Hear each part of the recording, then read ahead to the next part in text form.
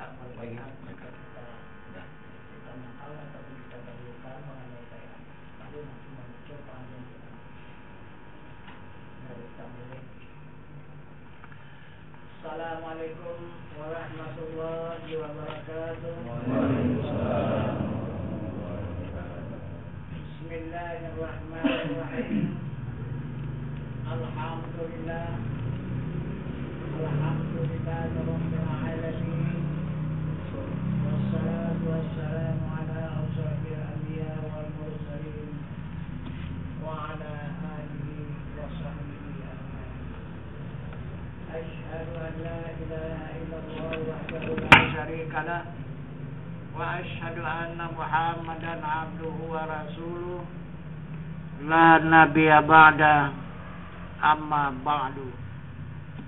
Pertama-tama kita bersyukur kehadirat Allah Subhanahu wa taala beserta menyampaikan salawat dan salam atas junjungan kita Nabi besar Muhammad sallallahu alaihi wasallam dengan rahmat Allah beserta nikmatnya hingga pada saat malam hari yang berbahagia ini kita dipertemukan Allah untuk melaksanakan perintahnya dan melaksanakan petunjuk Rasul beserta sunnahnya, yang mana perintah Allah Subhanahu wa ta'ala kepada seluruh hambanya.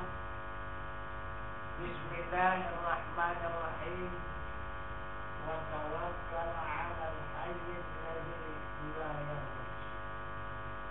Maksudnya kata Allah, serahkan dirimu kepada Tuhanmu yang hidup yang tiada mati. Itulah yang dimaksud baik ini untuk menyerahkan diri kepada Tuhan yang hidup yang tiada mati.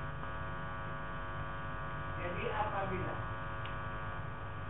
kita hamba ini tidak mau menyerahkan diri kepada Tuhan, maka Tuhan tidak akan mau mempertunjukkan dirinya kepada hamba. Jadi sampai kapanpun hamba ini tidak bisa mengenal ataupun mengetahui Tuhan. Apa sebab? Karena diri Tuhan itu adalah rahasia. Itu maka seluruh agama tidak akan bisa.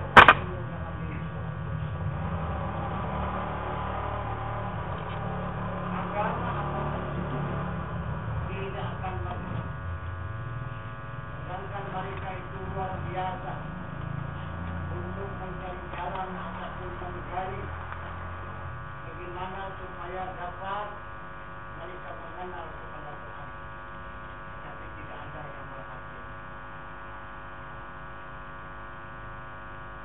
Di dalam agama Islam pun juga demikian. Kalau hanya sekadar Islam saja juga tidak berjumpa. Yang berjumpa ini yang beragama Islam. Ini berjumpa. Karena yang dikatakan orang yang beragama Islam ini adalah orang yang sudah menerima keridaan Allah. Jadi Allah memberikan keridaan kepada hambanya, dia mempertunjukkan dirinya. Ditunjukkan dirinya, diperkenalkan dirinya, barulah hamba itu tahu, barulah hamba itu kenal. Jika Allah tidak mau menunjukkan dirinya kemana saja,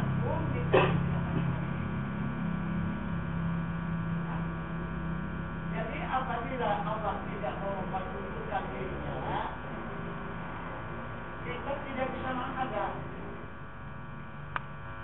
Karena kita ini yang sangat kita harapkan adalah untuk menghadap Tuhan. Di mana saat-saatnya dan waktu-waktunya menghadap Tuhan? Pertama di waktu beramal. Mana amal? Amal itu berzikir, bertasbih, baca Quran, membaca salawat. Nah itu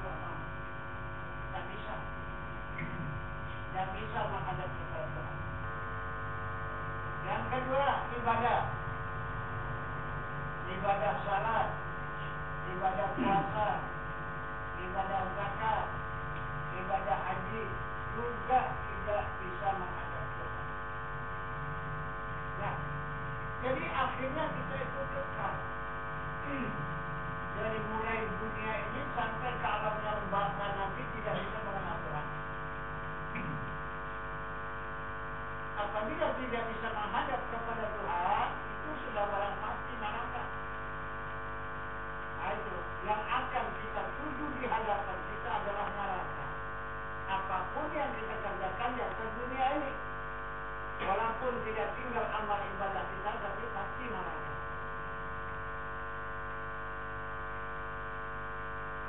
Karena orang-orang yang lepas daripada neraka itu adalah yang bisa menghadap Tuhan. Orang-orang yang bisa menghadap Tuhan, orang yang mengetahui ataupun orang yang mengenal. Kalau tidak kenal, bagaimana menghadap? Nah, inilah yang sangat mengecewakan kita nanti. Maka, jumpalah ancaman Allah. Wal asri innal insana lafi khusr. Demi masa manusia sangat merugi. Berapa puluh tahun kita diutus Allah ke muka bumi ini. Hanya yang dapat nanti kerugian nanti kalau pulang. Itu sudah dipastikan sudah oleh Allah. Jadi sekarang inilah kita menentukan merugi atau beruntung. Apabila sampai pengenalan kita kepada Allah, maka beruntunglah kita. Apabila tidak ada pengenalan kepada Allah, maka merugilah kita. Nah itu. Maka kekal nanti kerugian ini. Nah itu.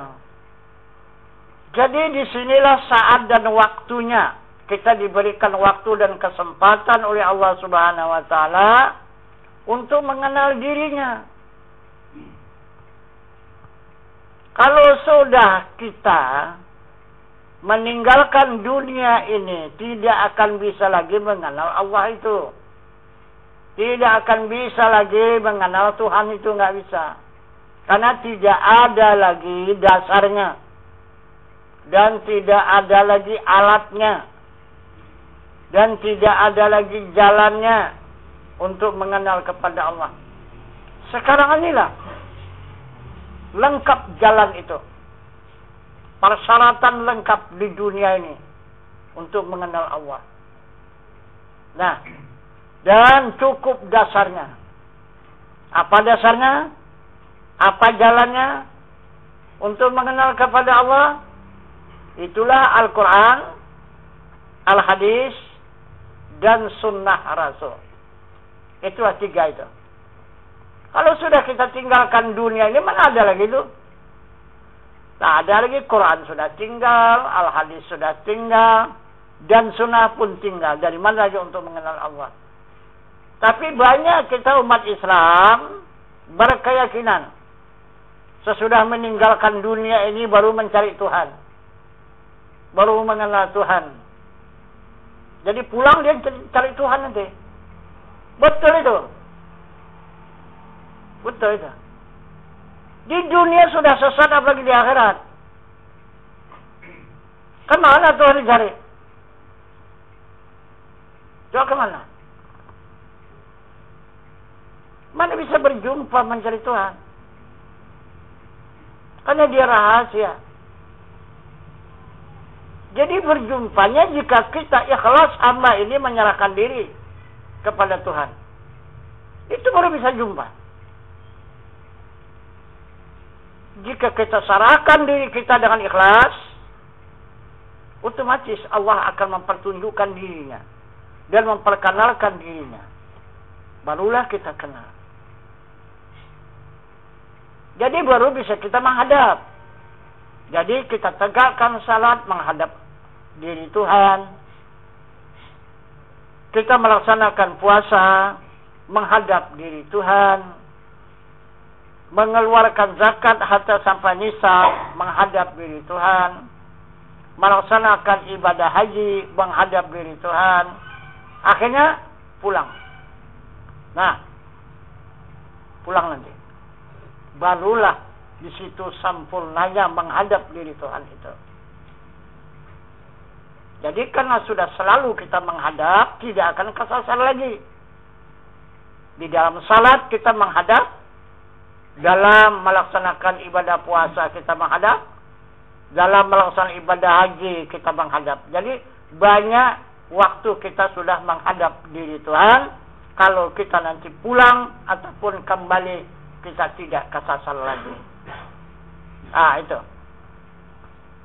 Jadi apabila kita tidak dapat menghadap di dunia ini, sampai kapanpun tidak akan bisa menghadap. Karena waktunya di dunia ini untuk menghadap Tuhan. Nah, cobalah kita lihat sekarang. Coba kita lihat. Sedangkan kita yang sudah menyerahkan diri pun masih belum ikhlas. Apa itu ikhlas? Yang dimaksud Allah ikhlas itu menyerahkan diri kepada Tuhan, maksudnya apa? Arti ikhlas itu 100% kalau bahasa kita. Tidak ada kita merasa punya diri lagi. Nah itu. Yang kita rasakan siang dan malam yang ada, itu adalah diri Allah. Itu yang dikatakan ikhlas. Sesuai dengan keterangannya dalam Al-Quran. La mawjudun illallah. Tidak ada yang ada. Yang ada adalah wujud Allah. Nah itu keterangan Al-Quran.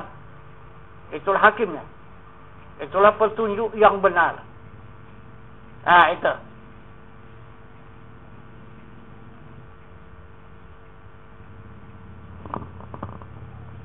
Ini yang pertama kita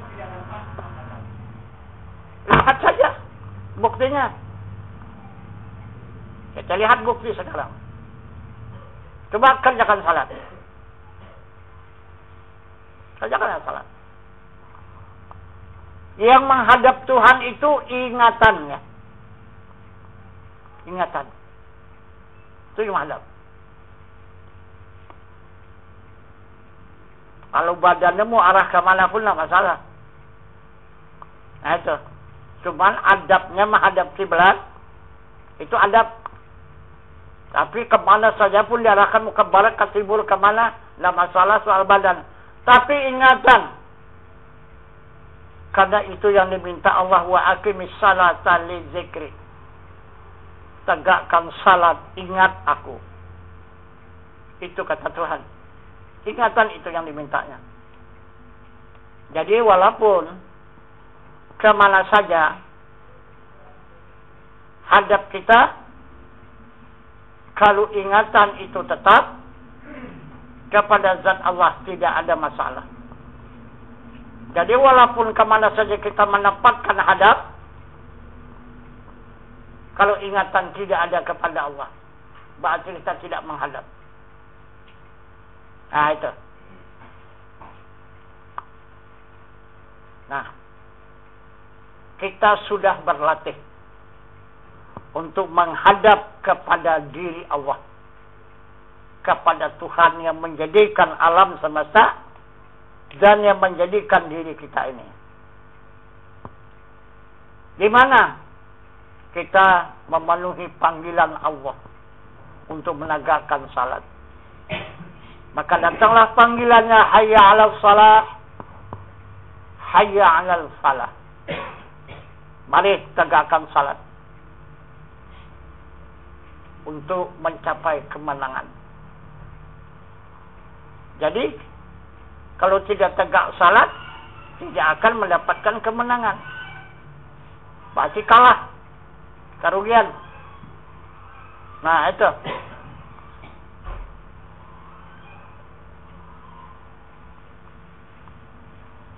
Jadi kita lakukan syarat dan rukun. Kita pun mensucikan diri daripada sekalian yang tidak suci. Apa itu? Kita sucikan najis yang ada di diri kita. Kita sucikan hadas yang ada di diri kita. Hadas besar dan hadas kecil.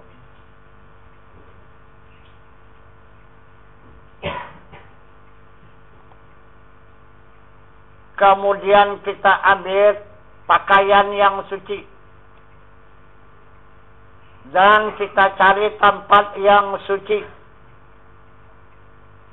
Kan cukup itu syarat dan rukunnya.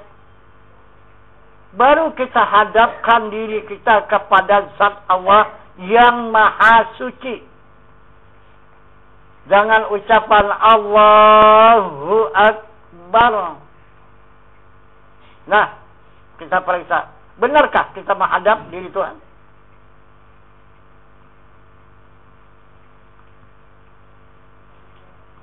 Benarkah kita menghadap kepada zat Allah? Tapi masih banyak kita dari mulai takbir sampai salam. Tidak ada singgah. Tak singgah kepada zat Allah.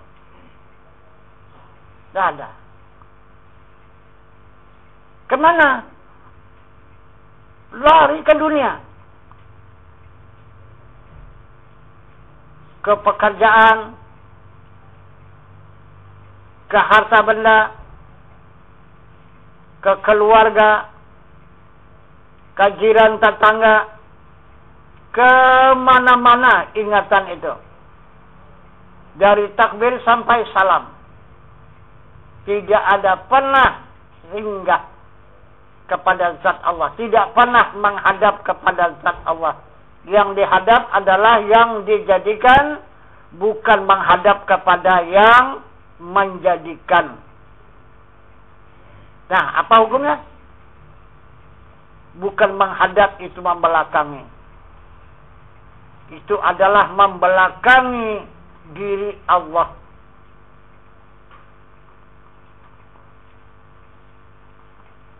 Jadi, kalau itulah berkepanjangan yang kita pertahankan. Satu iktibar, seperti orang tua dengan anak. Anak sangat penting menghadap kepada orang tua. Dan orang tua sangat merindukan kalaulah anak itu menghadap kepada orang tuanya untuk diberikan kesenangan oleh orang tua kepada si anak. Datanglah si anak itu datang membelakang. Tidak mau mengasihkan mukanya kepada orang tua. Apakah diterima oleh orang tua itu? Hadap anak yang kejam itu. Hadap anak yang sombong itu kepada orang tua. Diterima itu? Maka meripitlah orang tua itu. Ah, itu. Marahlah kepada si anak itu. Begitulah Allah kepada hambanya. Kita lakukan panggilan Allah untuk menghadap kepada dirinya. Akhirnya apa yang kita lakukan? Fawailul lil musallin allazina hum an salatihim sahun. Celaka orang yang salat, kata diri Allah. Kenapa maka Allah mengatakan celaka? Coba, ini yang kita pertahankan salat itu. Yang dimaki Allah itu. Itu makian Allah itu. Kalau bahasa kita ya, ittiba seorang ibu dengan anak, kurang ajar kau anakku ya. Nah, kapan kamu insaf? Kapan kamu menghadapkan mukamu itu? Yang aku minta mukamu itu menghadap. Ah, itu. Begitulah misalnya. Itu dikatakan celaka orang yang salat. Kenapa maka Tuhan mengatakan celaka orang yang salat? Salatnya itu yang lalai dalam ingatan. Ingatannya kemana-mana begitu. Tidak kepada Allah. Nah, aduh. Jadi, kalau sudah nanti habis salat sampai salat, balik lagi diam dia. Dia salat, dia ingatan. Kemana-mana. Kenapa? Karena kembali ke sangkar. Ini masih sangat beruntung ya. Masih ada sangkar lagi. Kalau sudah tidak ada sangkar itu nanti. Sudah dihapuskan Allah sangkar itu. Mau kemana dicari? Mau kemana nanti berlindung? Mau kemana nanti istirahat? Tidak ada. Nah, jadi begitulah. Nasib kita nanti kalau tidak kita memperubah dari sekarang.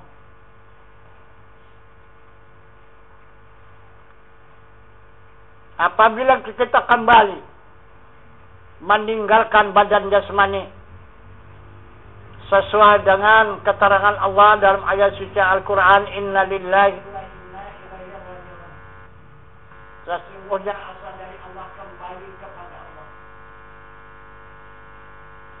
Maka berangkatlah rohani kita bersama ingatan tadi menggali Tuhan. Dari mulai satu hari itu berangkat, 2, 3. Aturan ketiga kali, ketiga hari sudah jumpa, ini belum jumpa. Diberi waktu lagi 4 hari, 5 hari, 6 hari, 7 hari. Tidak jumpa. Kemudian diberi waktu lagi 40 hari. Tidak juga jumpa, diberi waktu lagi 100 hari. Tidak juga jumpa, diberi waktu lagi dengan 1000 hari. Tidak jumpa lagi kekal selama-lamanya. Tidak akan berjumpa kembali. Nah, begitu maka kita mengadakan peringatan ataupun takziah. Apabila seseorang kembali kepada Allah bilang tetangga kita, maka kita berkumpul malam pertama, malam kedua, malam ketiga sampai malam yang ke-7. Nanti 25 hari kita berkumpul lagi. Apa itu? Waktu dan saatnya arwah itu kembali. Nah itu. Yang tiga bertemu dia dengan Tuhannya. Maka dia kembali ke rumahnya mencari tubuhnya. Nah itu. Untuk dia berhasil dan beristirahat. Kalau tidak dia kemana-mana itu. Tidak ada pernah berhentinya ke sana, ke sini, ke sana, ke sini, ke sana, ke sini. Tidak ada hentinya dan tidak bisa kembali. Mencari tubuh pun sudah habis. Sudah dikembalikan oleh Allah. Minha khalaqnakum wa fiha nu'idukum. Itu kata Allah yang aku jadikan daripada tanah dan aku kembalikan ke tanah. Mana lagi? Ayo. Maka teruslah kemana-mana. Menangkap ke sana, menangkap kemari. Tidak berjumpa. Nah itu.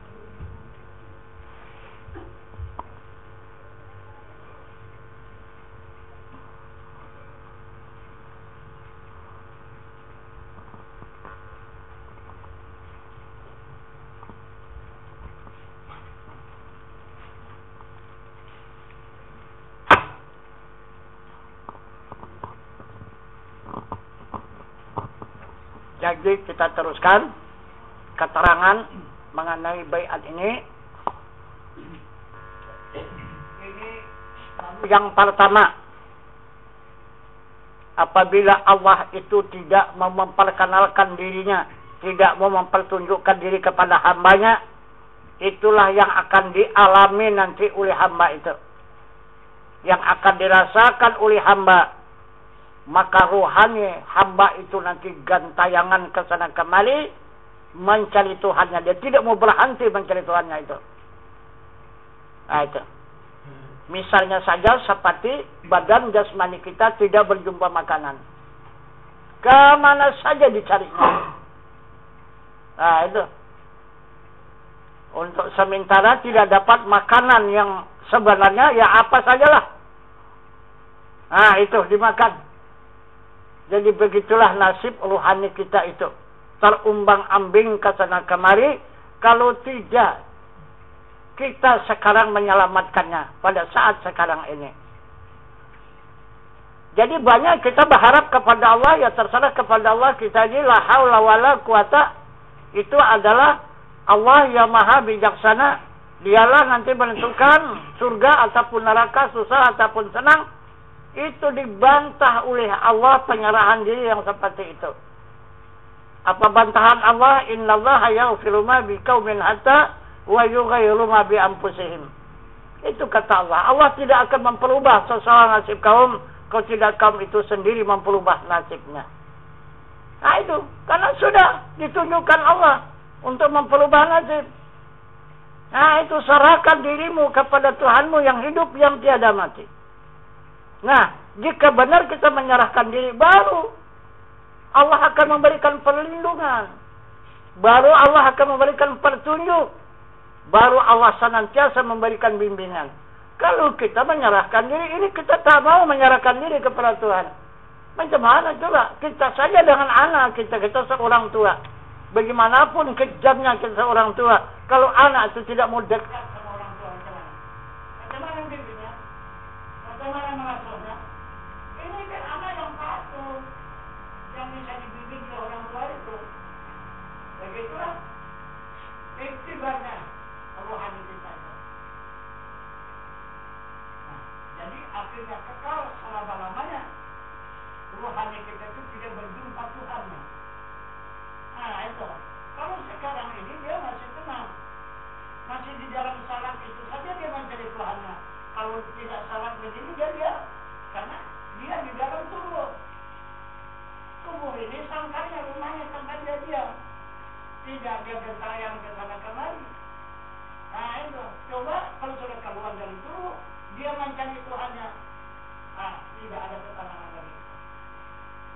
Nah itu, jadi dari sekarang kita tempatkan rohani kita. Jadi sekarang diri kita ini tiga yang akan menghadap kepada Allah. Pertama jasmani, kedua rohani, yang ketiga nurani. Kalau yang pertama yang sebenarnya yang berangkat adalah rohani yang pertama berangkat. Itulah yang diperingatkan oleh Allah. Ada dalam petunjuk itu yang berbunyi inna lillahi wa inna ilaihi raji'un. Ah itu sesungguhnya asal dari Allah kembali kepada Allah. Ini rohani kita. Di mana tempat rohani itu? Nah, di mana tempat rohani itu? Nah, itu. Jadi sekarang ini kalau kita serahkan diri kita kepada Tuhan, walaupun kita belum bertemu tanpa rohani itu yang sebenarnya, tapi ada jaminan Rasul. Ah itu, ada jaminan Rasul. Pasti nanti akan ditunjukkan oleh Rasul. Waktu kita pulang nanti itu jaminan Rasul itu. Itu dikatakan syafaat bagi Rasul. Ah, jadi itu maka kita utamakan, kita kejarlah syafaat Rasul itu. Itulah kita menyerahkan diri kepada Tuhan ini untuk mendapatkan syafaat Rasul. Nah itu. Nah, jadi kemudian yang kedua, jika sudah rohani kita itu tidak kembali lagi kepada jasmani, maka menyusulah nurani kita, jiwa kita. Jiwa kita kemana? Bukan kepada Allah. Kemana? Kepada kepada zat Allah. Nah itu. Nah beda dia kembalinya kepada Allah dan kepada zat Allah. Berbeda. Nah gitu. Itu panggilannya ya ayyatuhan nafsul mutmainnah irja'i ila rabbiki radiyatan mardiyah fadkhuli fi ibadi wadkhuli jannati. Itu panggilan jiwa kita. Nah, jadi kata Allah, wahai jiwa yang tenang. Jiwa yang tenang dipanggilnya. Sesudah rohaninya berangkat meninggalkan jasmani. Nah, kembalilah kepada diriku, kata Tuhan. Jangan hati yang ringan dan aku ridai. Masuk ke dalam gulungan jamaah hamba-hambaku, wadkhuli jannati, dan masuk ke dalam surgaku. Nah, jadi yang masuk ke dalam surga ini adalah jiwa hambanya. Nah, itu rohaninya. Rohaninya hanya kepada Allah. Nah, itu. Jika dia tidak terpisah dengan jiwanya, barulah juga rohani mendapatkan surga melewati nuraninya, melewati jiwanya. Tapi kalau langsung rohani mendapatkan surga tak bisa. Tak bisa langsung dia. Nah, apalagi maka tinggallah tertelentang di rumah jasmani kita. Itulah sangkalnya. Sangkal rohani tadi. Tinggallah di rumah. Itulah yang ditukani oleh ahli keluarga. Nah, itu. Ini kemana pulangnya? Dia tidak kepada zat Allah. Dia tidak pulang kepada Allah. Kemana dia pulangnya? Maka Allah menunjukkan kepada hambanya kemana pulangnya raga seorang hamba itu. Minha khalaqnakum wa fiha nu'idukum. Itu kata Allah yang menjadikan Allah daripada tanah dan dipulangkannya ke tanah. Ini raga kita. Jadi badan jasmani kita asal kita daripada tanah pulang ke tanah. Ruhani kita asal pulangnya dari Allah, pulang kepada Allah. Dan asal nurani kita, jiwa kita asal daripada zat Allah, baru dia kembali kepada zat Allah. Jadi masing-masing dia kembali kepada asalnya. Nah itu tidak bisa dia kembali kepada bukan asalnya. Tak mau. Nah itu dia kembali kepada asalnya. Nah inilah yang dimaksud penyerahan diri kepada Tuhan yang hidup, yang tiada mati. Ini arti daripada baiat. Nah itu. Kemudian yang kedua, jika Allah sudah mempertunjukkan dirinya, kenallah kita kepada diri Tuhan, barulah rohani kita punya tempat. Tidak lagi kembali dia menyusul badan jasmani kembali ke rumah. Tak pulang lagi arwah itu ke tempatnya mencari jasmani. Terus jalan terus. Itu tidak dari kembali lagi dia. Tidak gentayangan dia ke sana kembali. Dia punya ketenangan. Nah, dia mendapatkan kehidupan yang kekal. Itu maka mendapat ketenangan lah dia. Nah, yang kedua, Allah tidak akan mengembalikan agama. Nah, itu. Jadi kata Allah, kalau sebelum kita menyerahkan diri kepada Tuhan, kita belum punya agama. Nah, itu. Nah, kalau sudah punya agama, coba tunjukkan mana agamanya. Kita cuma Islam, tapi tidak beragama. Jadi Islam ini nanti kemana kita persembahkan kalau tidak beragama? Islam ini hanya berdiri kepada agama baru kita persembahkan kepada Allah. Kalau tidak ada agama Islam ini tak terpakai. Salat tidak terpakai, puasa tidak terpakai, zakat tidak terpakai, dan haji tidak terpakai kalau tidak ada agama. Jika ada agama itu baru terpakai. Nah itu. Islam ini, salat menjadi tiang agama, puasa menjadi pintu agama, zakat menjadi perhiasan agama, ibadah haji menjadi kesempurnaan agama. Jika ada agama barulah tak pakai Islam ini. Itu tidak ada. Nah, tidak bisa kita banggakan sekadar Islam ini. Agama. Nah itu. Lagipun Islam ini tidak punya kesatuan, persatuan dan persaudaraan. Itu Islam. Itu maka sekarang pecah 100 Islam itu. Mana bisa bersatu Islam ini? Pecah 100. Ini sebentar lagi kita dihancurkan Islam. Ah itu. Kenapa? Karena kita berperang sesama Islam. Kelompok Islam ini menghantam Islam ini kelompok ini menghantam Islam ini, kelompok ini menghantam kelompok ini. Begitulah nanti kejadiannya. Karena kita tidak ada punya persatuan dan punya persaudaraan Islam ini. Jadi yang punya kesatuan, yang punya persaudaraan adalah orang yang beragama. Nah itu. Jadi yang menghancurkan Islam itu orang yang beragama. Sedangkan Islam tidak beragama. Coba kalau Islam beragama, siapa yang bisa menghancurkan? Tidak ada. Agama apapun tak bisa menghancurkan Islam. Karena adalah agama yang terkuat Islam ini kalau dia beragama. Karena dia punya pedoman Islam itu. Nah, coba kita lihat pedomannya yang diberikan oleh Allah kepada orang yang beragama. Kalau Islam enggak. Nah itu. Orang yang beragama diberikan Allah pedoman kehidupan sehari-harinya itu hablum minallah, hablum minannas. Nah, mengeratkan hubungan kepada Allah dan mengeratkan hubungan kepada sesama manusia. Kalau Islam bersaudara pun hancur. Nah, itu. Tidak bersaudara, berpecah belah, bahkan lebih daripada orang lain. Bersaudara.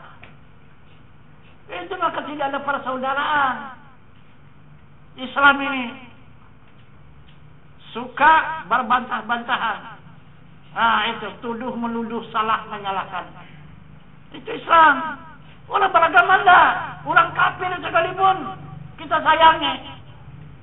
Nah itu, hablum minallah, hablum minannas. Bagaimana kita eratnya kepada Allah, bagaimana cintanya kita kepada Allah, begitu kita kepada sesama manusia. Ini adalah pedoman, ini adalah Al-Quran. Itu kesana kita berpedoman. Nah itu tidak memikirkan suku, bangsa, keturunan. Enggak. Kita adalah berpusat kepada Al-Quran. Nah itu. Soal agama, silakan mau agama apa dia. Lakum dinukum waliyadin. Soal agama, silakan mau agama apa dia, silakan. Agama kita, agama dia, silakan mau agama apa. Masing-masing pertanggungjawaban diri kepada Allah. Nah, itu. Ini pedoman yang diberikan oleh Allah kepada umat beragama. Kemudian yang kedua, wa'ati'allah wa'ati'ul rasul ulul amri minkum. Nah, inilah pedoman orang yang beragama. Nah, itu mentaati Allah dan mentaati Rasul dan mentaati pemimpin. Nah, itu siapa pemimpin kita? Itu kita patuhi, kita taati. Nah, itu. Sekecil-kecilnya pemimpin dalam rumah tangga. Nah, itu kita patuhi dan kita taati. Karena kita yang membuat pemimpin itu. Nah, jadi siapa itu pemimpin? Kenapa maka kita wajib mentaatinya kepada pemimpin itu? Karena pemimpin itu adalah kenyataan wujud Allah dan Rasul. Nah, asana hakikatnya bukan kepada manusianya itu, bukan. Manusianya itu apa? Hanya majas. Itu kata hanya bayang-bayang. Ah itu yang ada adalah wujud Allah dan Rasul. Kesana orang yang beragama ini pedomannya. Ah itu. Nah, baru dia sesudah dia patuh dan taat kepada Allah dan Rasul, barulah dia bersaudara. Innamal mu'minun ikhwah. Orang yang beriman itu bersaudara. Sayangilah saudara kamu bagaimana menyayangi diri kamu sendiri. Nah itu, ini orang beragama. Inilah yang akan diberikan oleh Allah orang-orang yang sudah menyerahkan diri kepada Tuhan, yang dimaksud dengan berbaiat ini. Nah itu. Jadi kalau kita berjumpa kepada saudara kita yang satu, baiat, ya, itu, maka itu adalah melebihi daripada saudara kandung kita sendiri. Dari dunia ini memang bila kita sampai nanti di akhir kita tidak terpisah. Kalau saudara kita satu darah, satu ibu dan satu ayah, itu satu darah namanya. Nah, usahakan sampai di akhirat. Di dunia ini pun kita bisa berpisah. Di dunia ini kita bisa tidak berkawan. Di dunia ini bisa kita tidak teguran. Ini karena tidak ada hubungan, hanya darah aja hubungannya. Tapi kalau kita yang sama satu berbayar satu jamaah, ini hubungan kita dari mulai jasmani sampai kepada rohani dan nurani, 3 ini itu punya hubungan. Itu coba hubungan kita jasmani sama-sama dari bumi, satu diri. Rohani sama-sama daripada wajah Allah. Asa satu. Kemudian nurani kita sama-sama daripada zat Allah. Juga Maha Esa. Itu. Jadi tidak ada putusnya kita. Ini orang yang beragama. Nah, jadi jika Allah menundukkan dirinya, itu adalah tergantung kepada keikhlasan hamba menyerahkan dirinya kepada Tuhannya. Maka akan diberikan oleh Allah agama dan akan diberikannya ilmu hakikat. Kalau tidak berjumpa ilmu hakikat, hanya ilmu syariat. Kalau ilmu syariat cuma yang dapat kita ketahui kira-kira dia apa yang ada di bumi, yang di langit pun dah habis. Cuma hanya bulan, bintang, matahari itu yang kita ketahui, lain tak tahu. Itu ilmu syariat. Itu sajalah. Apabila dipindahkan oleh Allah nanti dari alam dunia, alam bumi ini, nah terus kesasarlah kita itu. Itu kalau tidak ada ilmu hakikat. Nah, jika diberi oleh Allah ilmu hakikat, kita kemana saja dipindahkan Allah tidak akan kesasar. Kita nanti akan dipindahkan Allah habis dunia ini ke alam barzakh. Ribuan tahun kita di sana, kita tidak kesasar karena ada ilmu hakikat. Ilmu hakikat untuk melihat dan mengetahui itu alam barzakh. Nah, itu. Bukan saja sudah pulang kita ke alam barzakh, sekarang pun bisa kita ketahui alam barzakh itu. Kalau sudah kita tuntut ilmunya, ilmu hakikat ini. Yang kedua, kita akan dipindahkan Allah nanti ke yaumil mahsyar. Juga ribuan tahun di sana lamanya. Kita tidak akan terkejut. Kita tidak akan kesasar karena kita dapat mengetahui alam barzakh. Apa alam barzakh itu? Matahari cuma 7 jengkal dari kepala itu. Jadi karena sudah diberikan Allah ilmu hakikat, kita tahu. Itu. Macam mana keadaan kita nanti di sana? Itu ribuan tahun kita hidupnya di alam mahsyar itu. Akhirnya dipindahkan Allah lagi kita ke Al-Mizan, ke Dirul Jalil. Di situ pengadilan dosa dan pahala, kebenaran dan kebaikan. Di sana diadili mana lebih banyak yang kita lakukan. Juga kita tidak mengejutkan karena kita sudah diberikan oleh Allah ilmu hakikat, kita tahu.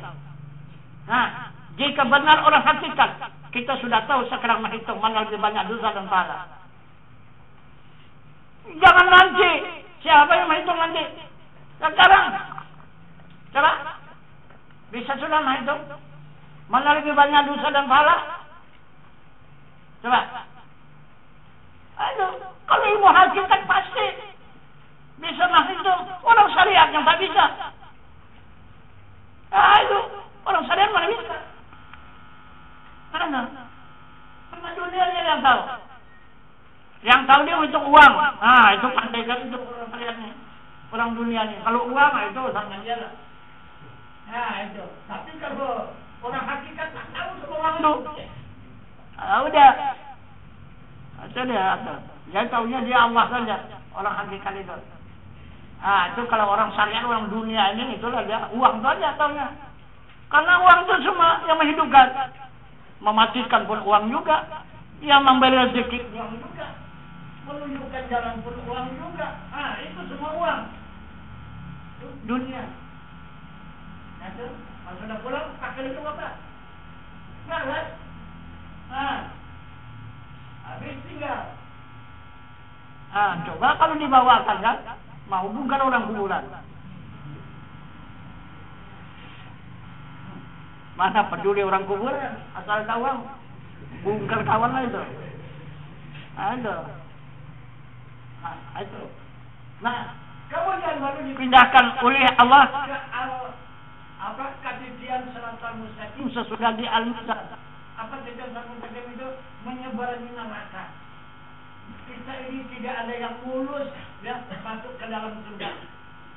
Tidak ada gratis ini. Surga itu tidak ada. Azab. Mesti melewati perjuangan.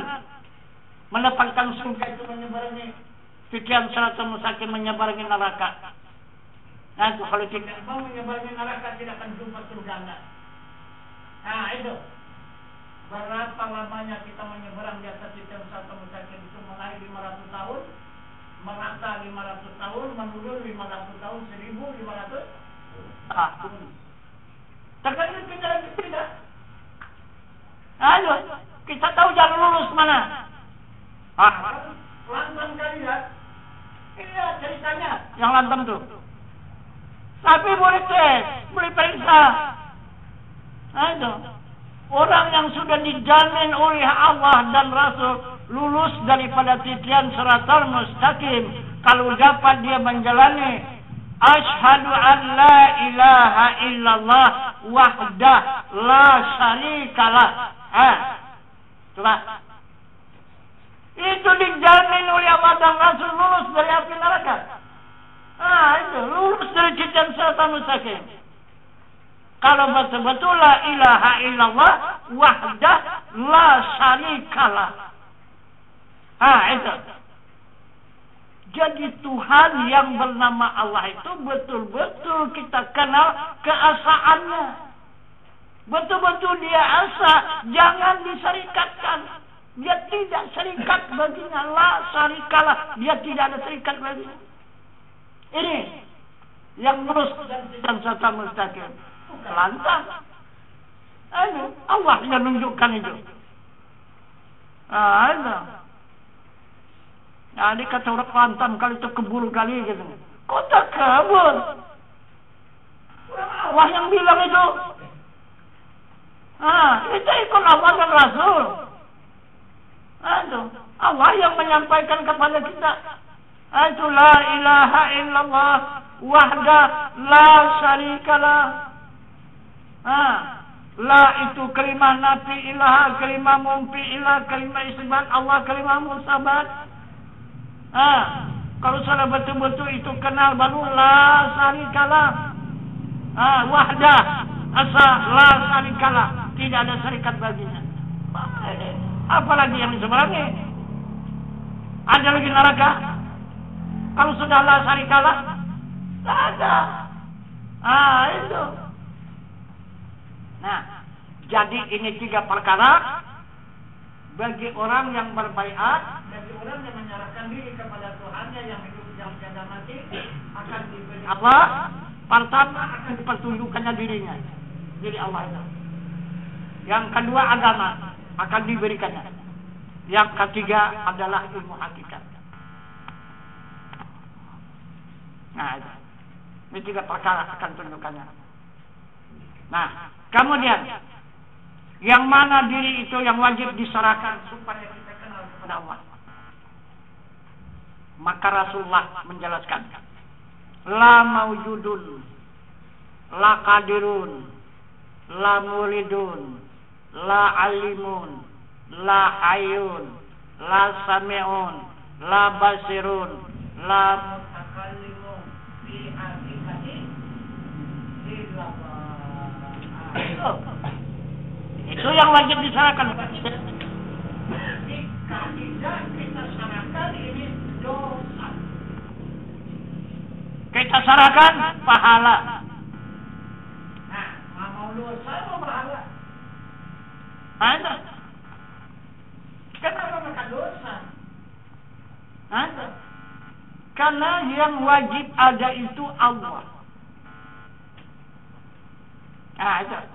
Yang wajib ada itu Allah, bukan hamba. Ah, itu. Jadi jika kita merasa ada, tidak kita serahkan kepada Allah, itu dosa. Yang wajib berkuasa itu Allah. Jika kita merasa berkuasa, tidak kita pulangkan kepada Allah, kekuasaan itu dosa.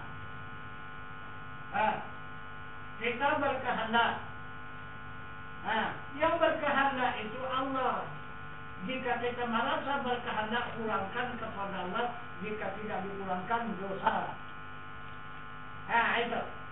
Jadi sesuai dengan sabda Rasulullah mengatakan wujuduka zambun la qiyasa lahu li ghairi.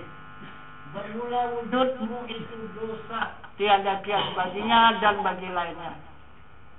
Nah, kenapa maka kita dosa mengatakan wujud kita? Karena itu adalah merampas hak Allah.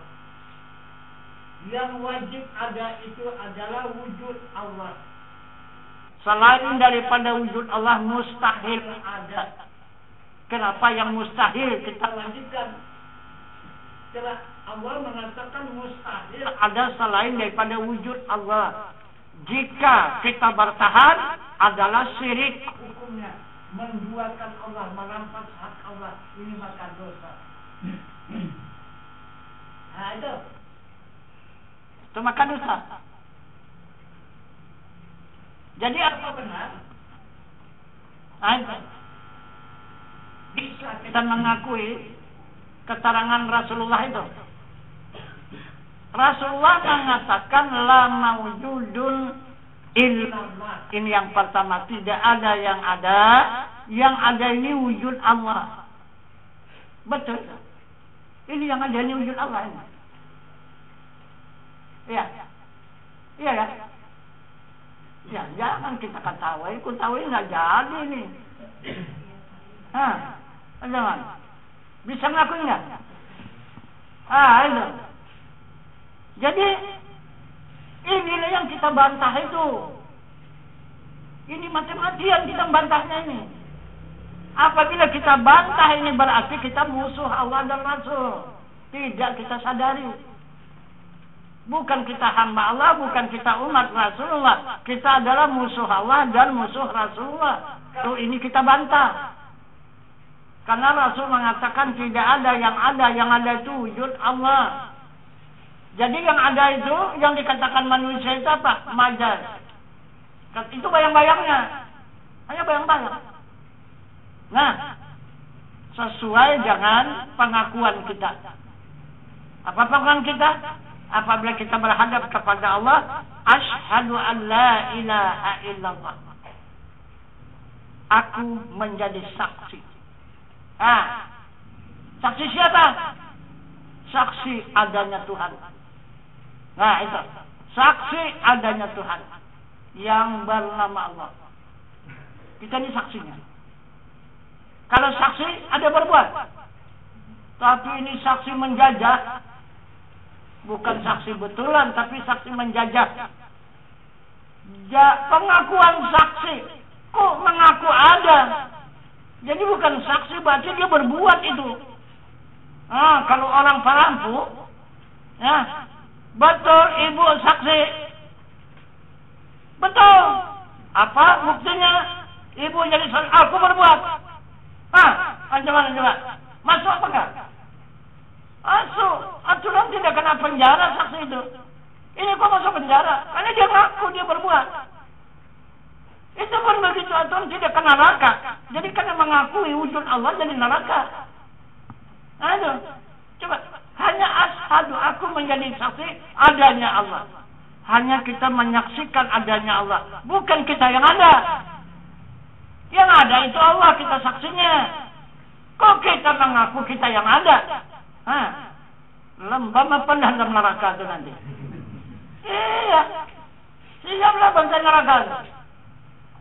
Itu apabila ada yang lain daripada Allah, pasti neraka itu. Itu yang dibakar Allah tuh. Yang lain daripada dia tuh. Karena dia qiyamuhu ta'ala binafsih. Dia berdiri dengan sendirinya. Jangan ada yang mendampingi mengawani dia, jangan. Siapa yang mengawani siap. Nah itu. Ini yang dimaksud oleh Allah. Itu coba kita lihat. Saksi bukti sudah banyak. Tuhan mempertunjukkan kepada kita. Itu. Orang-orang yang didahulukannya daripada kita. Udah banyak orang duluan kan. Jadi apakah orang tua saja yang pulang duluan? Coba. Yang setengah tua, yang sebaya dengan kita, pulang. Ya kan? Kemudian di bawah kita pun pulang. Bahkan adik kita pun di bawah lagi, pulang juga. Yang paling kecil, pulang juga. Umur 1 hari, juga pulang. Semua pulang. Bukan karena yang tua saja bisa pulang. Itu apa? Itu adalah contoh. Itu adalah guru kita. Supaya kita pelajari. Nah, di waktu dia ada, baiklah saudara kita. Siapa saudara kita itu? Ya, kita sesama hamba Allah. Siapa dia? Dia adalah seorang manusia. Siapa namanya? Kita bikinlah Ahmad. Sampai pada waktunya Allah menunjukkan. Bu, Pak, si Fulan, si Ahmad tadi malam sudah berpulang ke rahmatullah. Apa kita tahu? Nah, inna lillahi wa inna ilaihi raji'un. Sesungguhnya asal dari Allah, kembali kepada Allah. Besok siang kita tukar ke rumahnya. Nah, ada apa lagi dia? Ada apa enggak? Ada apa enggak lagi kita berjumpa di sana sama si Ahmad, sama saudara kita tadi? Tak jumpa lagi kan? Tidak berjumpa. Kalau udah pulang dah. Nah, jadi sudah jelas si Ahmad tadi Allah. Si hamba tadi Allah. Yang dikatakan manusia itu Allah. Itu. Yang kita tukar, yang kita jumpa di situ siapa? Bekas Allah. Bekasnya. Itu. Siapa namanya? Bekas Allah. Zanazah. Atau mayat. Itulah bekas Allah. Nah, kalau masih ada Allah, tak bisa dikatakan bekas itu. Nampuk itu. Maki sekurang-kurangnya. Ini bekas Allah ya. Wah, nampuk dia. Tapi kalau sudah gitu, kamu apa enggak? Tidak lagi. Nah, jadi kemudian kita tanyakan lagi kepada Allah, siapa itu yang sebenarnya yang tinggal di rumah si Ahmad itu? Lengkap. Tidak ada yang kurang, kepalanya, badannya, kakinya, dan tangannya. Siapa dia? Maka itulah yang dijelaskan Allah. Minha khalaqnakum wa fiha nu'idukum. Itu kata Allah. Aku jadikan daripada tanah dan aku kembalikan ke tanah. Tinggal tanah, toh itu yang tinggal. Itu yang satu kami itu. Nah, saudara kita tadi pulang. Itu maka jelasnya kalau tidak ada Allah, manusia ini tidak ada. Itu maka dikatakan Rasul majas bayang-bayang. Kalau bayang-bayang itu tidak ada yang punya bayang, ada bayang-bayang itu. Tidak ada. Jadi begitulah kita dengan Allah ini. Itu maka kita tidak terpisah dengan Allah. Nah, maka ulama mengatakan jauh tiada antara dekat tiada bersentuh. Kita ini jangan Allah. Rasulullah mengatakan la takhaf la tahzan innallaha ma'ana. Jangan kamu takut, jangan kamu gemetar, Allah itu beserta kita. Al-Quran mengatakan wa huwa ma'akum aina ma kuntum. Dan hadis kudusi mengatakan mazahartu fi syai'in kazahara fil insani. Tiada dua nyataku pada suatu seperti nyataku pada diri manusia. Jadi Allah maha nyata pada diri manusia. Kata zatnya. Kenapa kita tak pernah melihat Allah? Kenapa? Karena maka tidak bisa kita melihat Allah. Karena Allah itu terlindung dengan diri kita. Diri kitalah penutupnya. Diri kitalah pelindungnya. Diri kita inilah hijabnya. Maka tertutup Allah tidak nampak oleh kita. Nah, coba kita periksa diri kita dapat. Udah pernah melihat diri? Ada. Jadi Allah pun bertanya aja kenapa? Kata Allah. Itu. Jadi merasa heran juga Allah tuh fi anfusikum afala tubsirun. Yang ada pada diri kamu kenapa tidak kamu lihat? Kenapa? Udah pernah melihat diri? Coba kita lihat diri kita sekarang. Kita mengikuti petunjuk Allah ya untuk melihat diri. Jumpa dengan Tuhan apa enggak? Itu. Kita sudah lama mencari Tuhan tak jumpa ini. Itu. Karena tidak mengikut Allah mana bisa jumpa. Sekarang coba kita lihat diri kita yang zahir ini jasmani.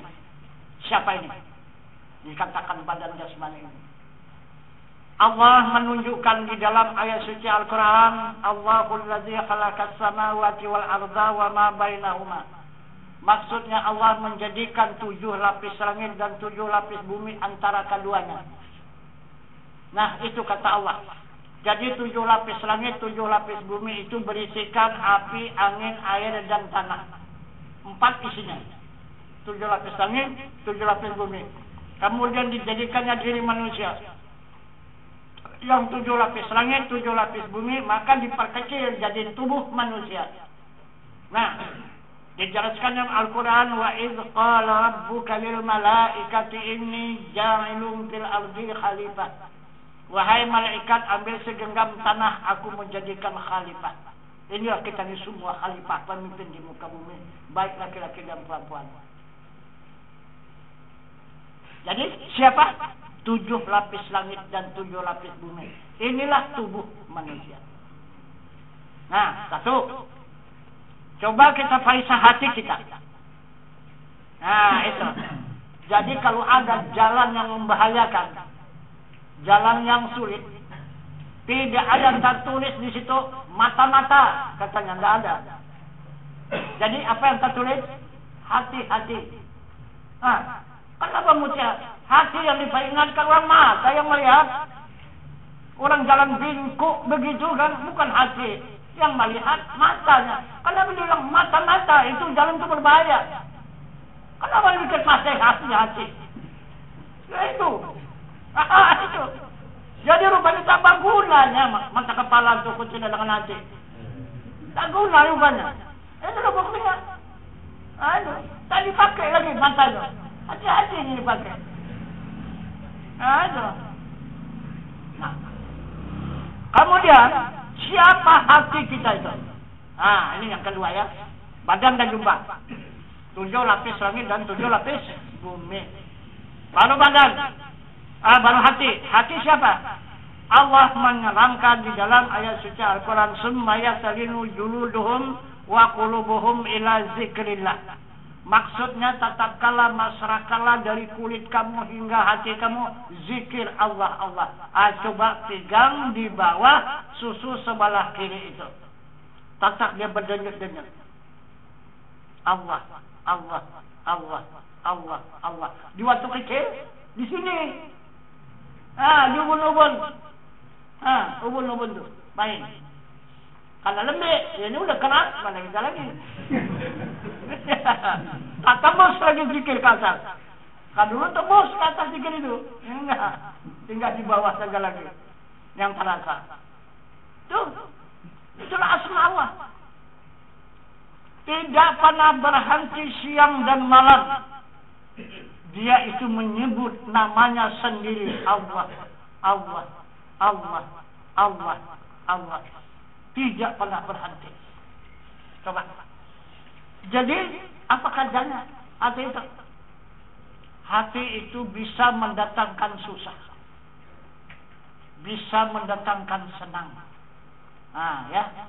Itu kalau tak mau susah, jangan punya hati lagi. Buang aja hati itu. Ya, ya. Nah, karena dari situ datangnya. Nah, tapi kalau tidak mau susah, tak datang pula senang. Nah, ya dari hati juga. Kalau tak ada hati, tak bisa juga senang. Nah, maka dia mendatangkan susah, senang. Itu dari hati. Itu kajiannya.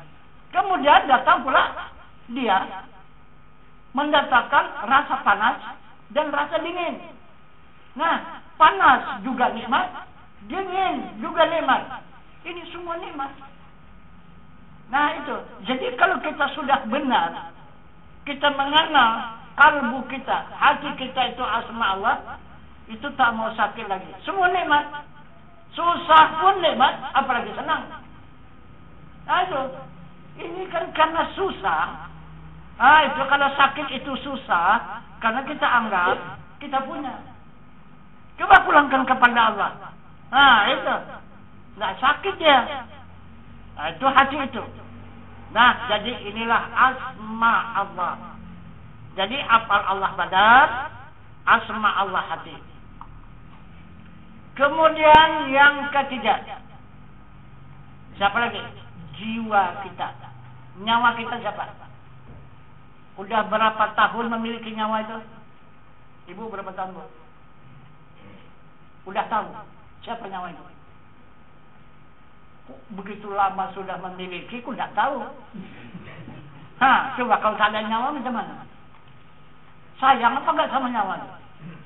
Sayang kan? Kenapa kan tak tahu? Wah, ini macam mana kita jadinya itu? Jangan. Maka itulah yang sangat kita sayang itu. Nyawa kita itu. Karena kalau tak ada nyawa, apa pun tak jadi. Nah, itu. Nah, jadi siapa dia nyawa kita itu? Di dalam ayat suci Al-Quran 2 ditunjuk oleh Allah. Di dalam ilmu tauhid 2. Di dalam ilmu tauhid sifat Allah. Yang kedua, kelakuan Allah. Nah, itu sifatnya dan kelakuannya. Itulah yang dikatakan nyawa sama kita. Kalau di dalam Al-Quran ditunjukkan oleh Allah, Allahu nurus samawati wal ardh. Allah menerangi di langit dan di bumi. Mana langit dan bumi? Ini tubuh ini.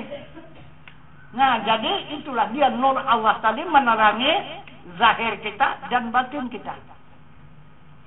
Nah, itulah nur Allah. Itulah wajah Allah. Itulah sifat Allah. Nah, diterangkannya dalam Al-Quran. Apa katanya dalam Al-Quran? Fa'ainama tuwallu fasanna wajhullah. Barang kemana hadap kamu, di sana wajah Allah. Nah, jadi nur Allah itu menyinar dia ke tulang, maka menjadi tenaga sama kita. Ah, jadi siapa yang bergerak? Ah, coba periksalah itu. Kemudian menyinar dia ke urat, maka menjadi nafsu. Siapa yang berkehendak? Ah, menyinar dia ke otak, maka menjadi ilmu. Siapa yang mengetahui? Allah juga. Menyinar ke kuping, menjadi pendengar. Siapa yang mendengar? Allah juga. Menyinar ke mata. Maka baru mata itu melihat. Jadi siapa yang melihat pada mata? Nah, berarti bukan mata yang melihat kan? Kalau memang mata melihat ditambah 1000 mata, kenapa? Ayo. Kalau sudah tak ada yang melihat itu tambah mata lagi. Melihat apa enggak? Nah, melihat lagi kan? Jadi berarti bukan mata yang melihat. Itu nur yang memancar tadi. Nah, kemudian nur itu memancar lagi ke lidah. Menjadi apa? Menjadi kalam berkata-kata. Jadi yang berkata-kata pada lidah itu kalam Allah, yang melihat pada mata ini sifat basar Allah, yang mendengar pada kuping ini sifat sama Allah, yang mengetahui pada otak itu adalah ilmu Allah, yang berkehendak di dalam urat kita itu adalah iradat Allah, dan yang berkuasa di tulang kita itu adalah kudrat Allah. Nah, coba bagaimana? Jadi udah 3. Apalnya, asmanya, dan sifatnya. Nah, itu.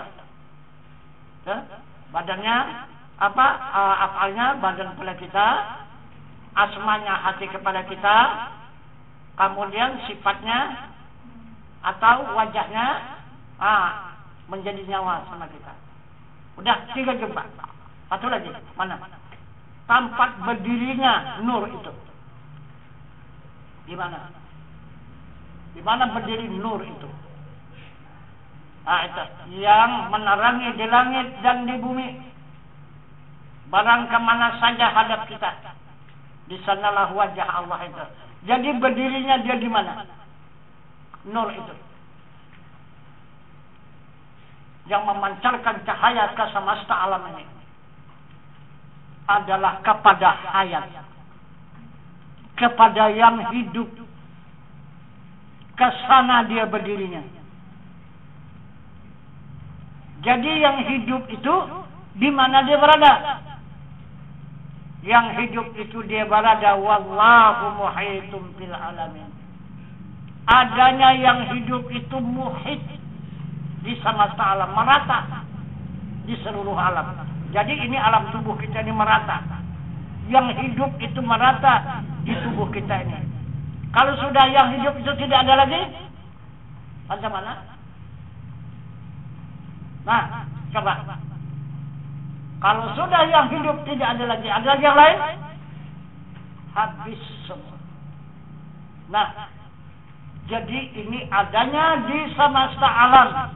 Wallahu muhitum bil alamin. Adanya yang hidup itu, tempat berdirinya, yang menyinar itu, nurnya itu adalah mesra di semesta alam. Alam mana saja. Apabila ada alam, berarti dia yang ada. Tidak ada dia, berarti alam itu tidak ada. Contoh seperti manusia. Ada yang hidup, maka adalah manusia. Tak ada yang hidup, mana ada lagi manusia? Tak ada. Yang hidup itulah yang dikatakan manusia tadi. Nah, itu zahirnya. Jadi kalau ini batinnya dan rahasianya. Nah, itu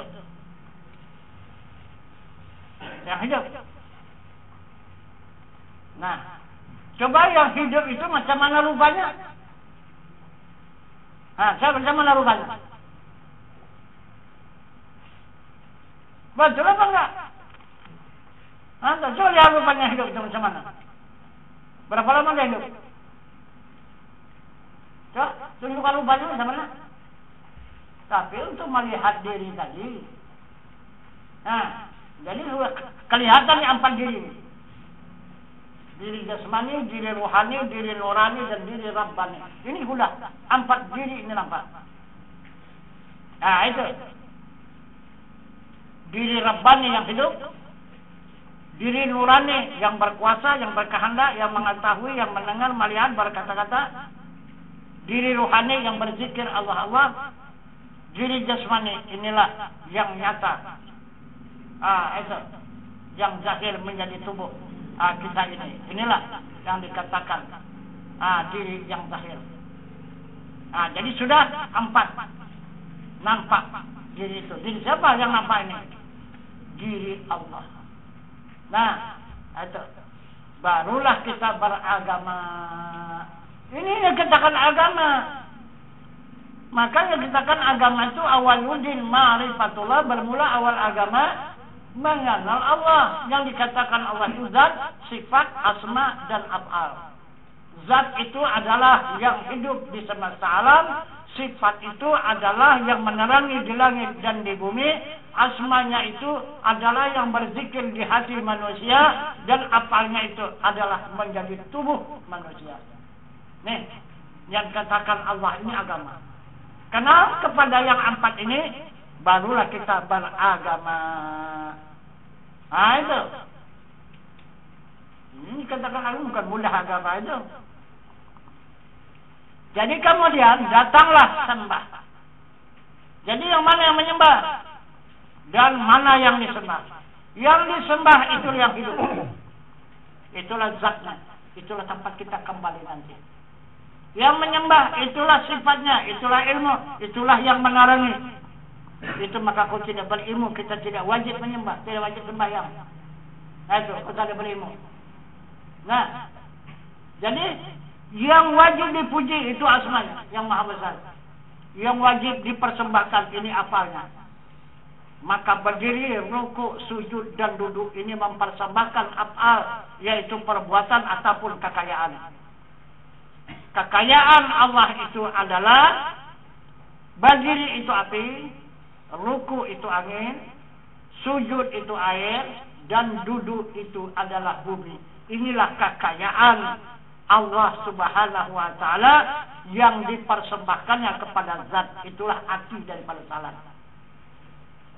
Itu maka kalau tidak kenal kepada Allah, macam mana mau salat? Salat apa? Salat-salat yang lalai tadilah. Salat yang dimana Allah. Itu. Ini yang betul salat minallah, billah, lillah. Daripada Allah. Kepada Allah, bagi Allah. Itu. Nah, sudahlah ditunjukkan oleh Allah. Dirinya sudah tunjukkannya itu yang hidup. Yang ada di semesta alam. Yang ada di seluruh tubuh kita ini. Coba rasakan yang hidup macam mana. Mau melihat rupa yang hidup? Udah pernah melihat rupa yang hidup nggak?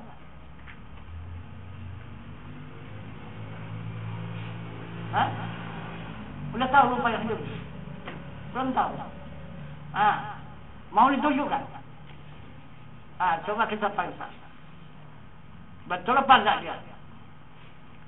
Nah, jadi sekarang yang hidup itu adalah hayat. Kemudian kodrat, iradat, ilmu, sama, basar, kalam berdiri kepada hayat. Kemudian yang pertama ditariknya kudratnya. Lemah. Tidak berdaya. Kemudian ditariknya lagi. Yaitu iradatnya tidak berkehendak. Itu. Udah. Kemudian ditariknya lagi samanya. Tidak berapa mendengar. Sikit-sikit aja lagi mendengar. Sudah itu ditariknya sifat basarnya seperti lampu malam. Kadang-kadang terbuka mata, kadang-kadang tertutup. Lampu malam ini kan kadang-kadang mancar, lulup balik juga. Itu orang apa namanya itu? Orang apa namanya itu? Orang ngantuk kan? Orang ngantuk. Kenapa orang ngantuk? Siapa yang bikin itu? Ada yang bisa bikin. Coba tolong bikin ngantuk. Kalau bisa. Nggak bisa kan? Nggak bisa bikin. Itu nikmat Allah. Itu maka menjadi nikmat kalau itu ditarik oleh Allah. Nah, jadi kalau kita dipanggil Allah untuk pulang, wah, luar biasa. Luar biasa nikmatnya. Kemudian kita banyak mencintai surga. Karena surga itu luar biasa keindahannya, intan, berlian, permata semua di dalam surga. Perempuan yang cantik-cantik semua dalam surga, yang tak cantik tidak dalam surga. Kan begitu yang dihayalkan oleh manusia. Nah, maka kita tetap pala-palailah salat itu karena ingin perempuan yang cantik itu. Apalagi tukang azan katanya banyak bagiannya tuh. Wah, tak macam mana pun lagu kita tak pedulilah soalnya azan. Untuk mendapatkan yang cantik itu tadi. Pandai kali ulama itu merayu orang. Jadi hayalan orang jadinya. Itu. Jadi mana surga itu? Surga di dunia ini ada 4. Itulah yang dikejar orang, yang direbutkan orang. Siapapun orangnya tetap mengejar itu. Apa dia? Pertama, rupa yang cantik. Coba, siapa yang tidak mengejar itu? Semua orang mengejar rupa yang cantik. Dapat tak dapat tak pedulilah, soalnya ngejar. Tapi kalau yang dapat nikmat, kalau tak dapat azab. Iya. Ada. Satu, ini surga tadi. Nikmat itu surga. Kemudian yang kedua, harta benda yang banyak. Berlumba kita mencari harta yang banyak itu. Berlumba. Itu. Dapat nikmat surga. Tak dapat azab neraka. Habis iri hati kita orang tua. Awak tak ada apa-apa. Gitu. Orang naik mobil, awak naik sepeda pun payah.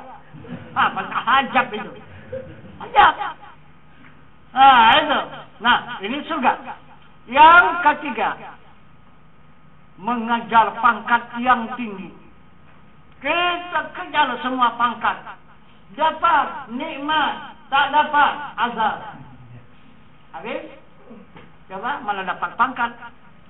Pangkat tak dapat, uang habis. Apa tak azab? Azab kan?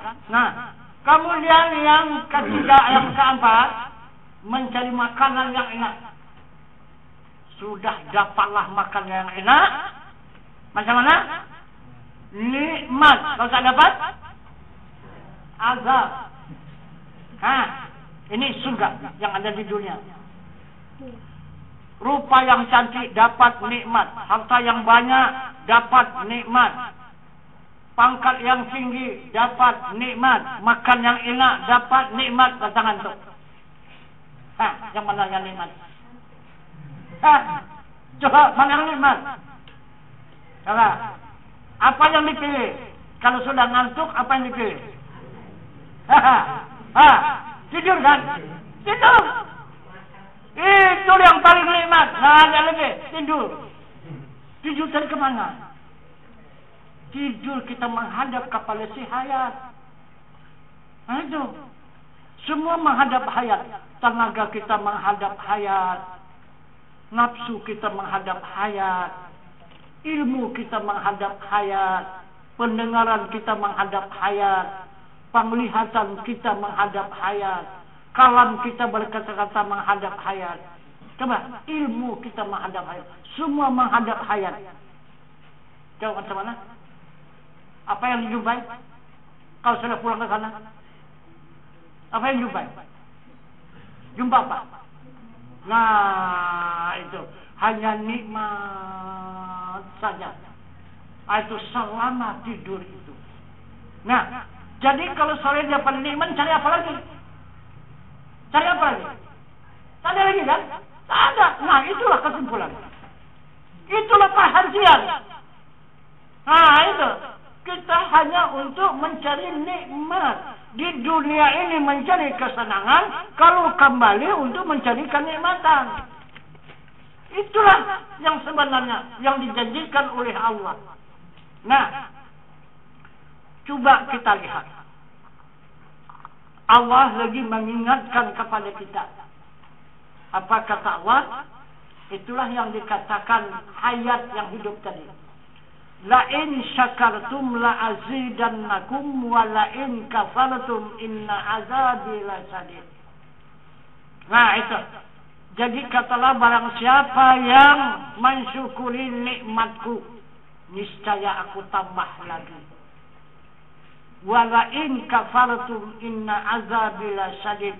jika kamu mengingkari nikmatku, sesungguhnya azabku yang amat pedih. Bagaimana ceritanya itu? Ini kabarnya. Jadi bagaimana kejadiannya nanti? Coba kita lihat. Apabila betul-betul kita mengenal dan mengetahui nikmat yang hidup itu, maka diberikan Allah nikmat tambahan. Mana nikmat tambahan? Bergerak, kita nikmat enggak? Nikmat ini tambahan. Berkehendak nikmat apa enggak? Nikmat. Mengetahui nikmat apa enggak? Nikmat. Mendengar nikmat apa enggak?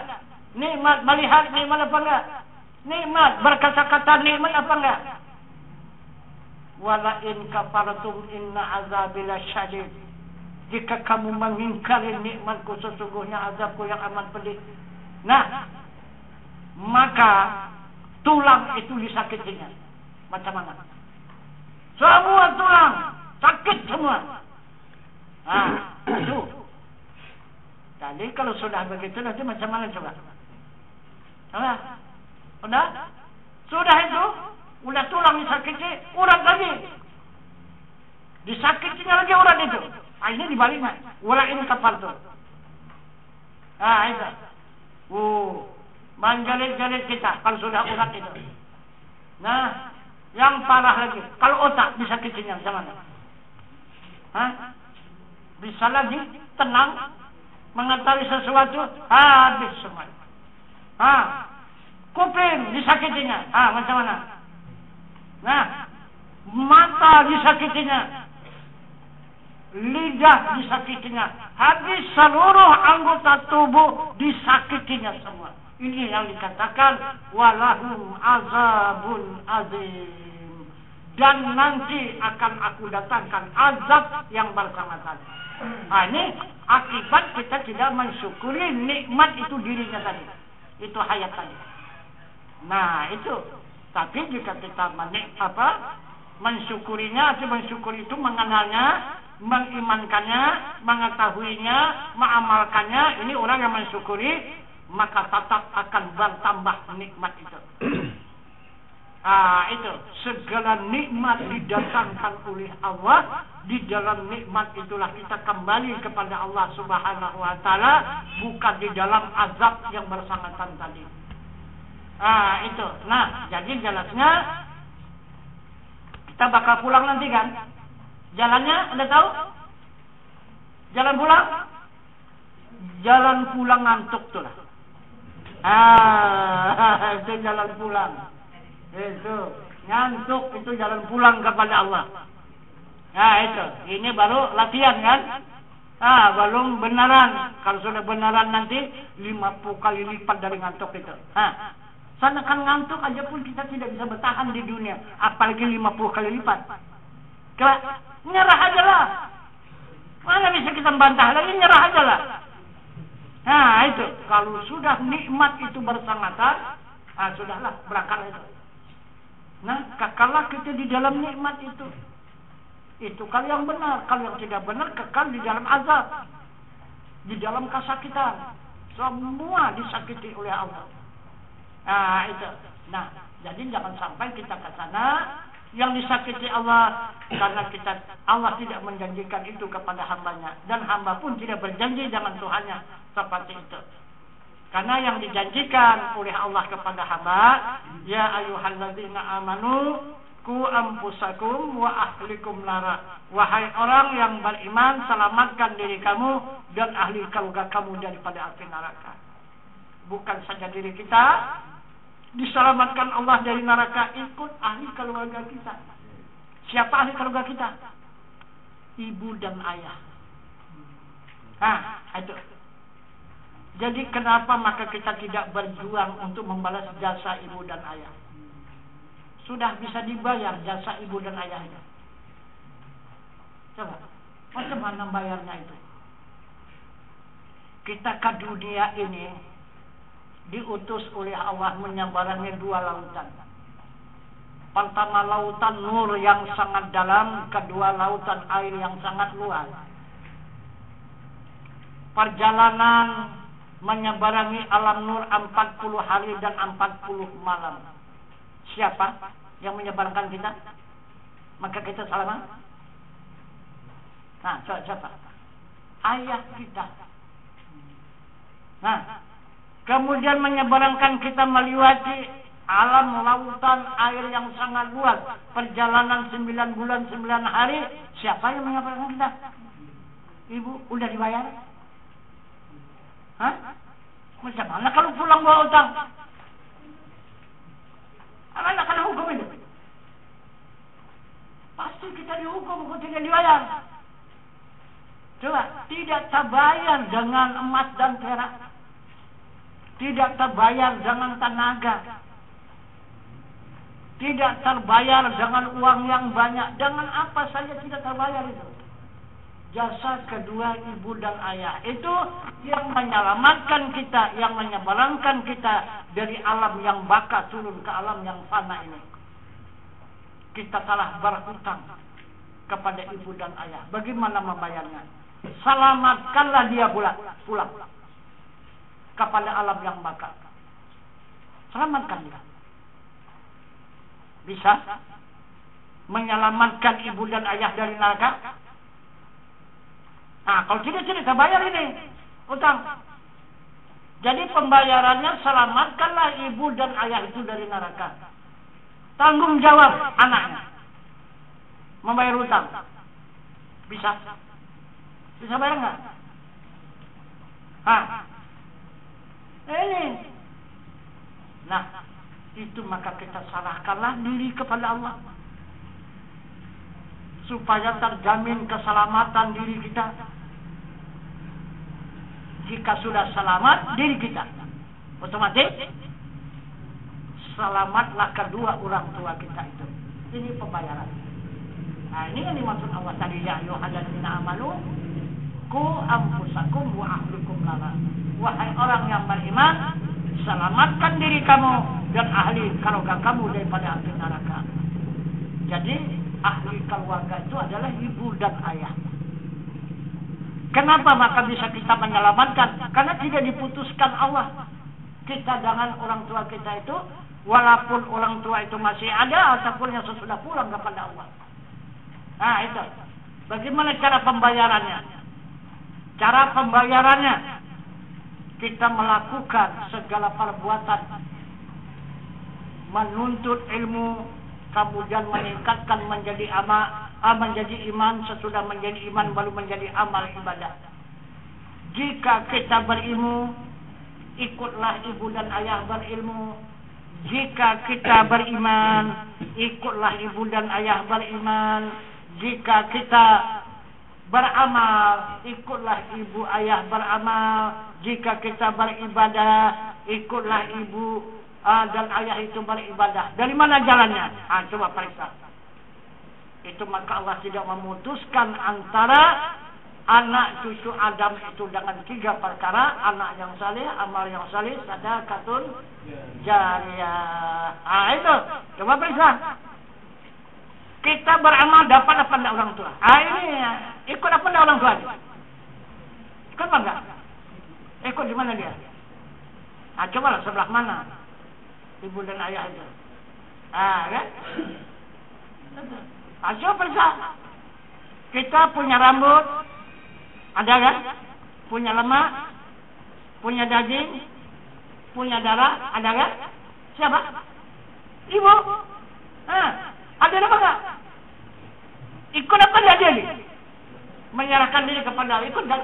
Nah, kemudian kita punya kulit, punya orat, punya tulang, punya sumsum, itu siapa? Ayah. Ini ibu dan ayah hadir. Nah itu, apa saja yang kita lakukan? Melaksanakan salat, puasa, zakat, haji. Aduh. Ini yang dikatakan badal haji. Ini dikasihkan uang sama orang. Dari mana jalannya itu ngasihkan uang sama orang? Orang itu tidak ada hubungan dengan orang tua kita lagi. Orang tua kita sudah diputuskan amal ibadahnya. Nah itu, kecuali jangan melewati 3 perkara ini. Nah itu, kalau tidak ada 3 perkara ini, tidak ada hubungan ibu dan ayah lagi menerima amal ibadah. Itu 3 perkara dia masih menerima. Itu yang dikatakan badal haji itu. Kalau menghajikan orang tua kita, berangkat kita melaksanakan ibadah haji, ikut kedua orang tua itu. Walaupun kita tidak teringat, dia ikut. Apalagi ingat, udahlah. Penuhlah dia kan. Itu yang sebenarnya badal haji itu. Nah itu. Begitu juga di dalam salat, tatap dia ikut. Kita melaksanakan puasa, tatap dia turut mengeluarkan zakat dia. Tatap juga ikut di dalam melaksanakan penyerahan diri kepada Allah, juga tatap dia ikut.